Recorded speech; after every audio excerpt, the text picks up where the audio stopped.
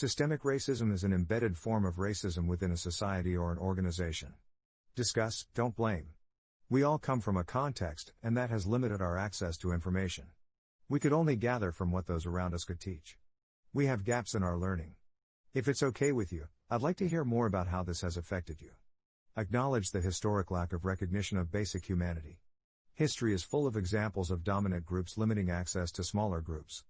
The denial of basic human rights based on race, gender, religion, and sexual orientation are issues we must acknowledge. Recognizing the impact of history provides us with a better understanding of the challenges many face today. Historically, you have had a lot of different forces working against you. Commit to learning more. Where we grew up is not our fault, but now at the age of accountability, it is our responsibility. Do your homework. First, seek out resources to aid you in your learning.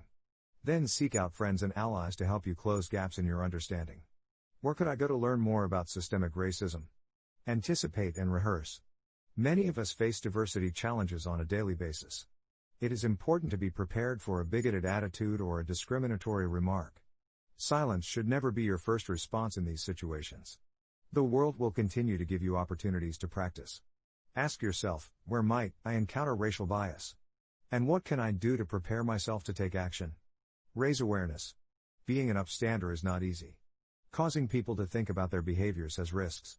We suggest that helping people be thoughtful allows them the chance to align their intentions with their behaviors. When I stepped back and looked at all the different forces at work, I could see these are real embedded issues.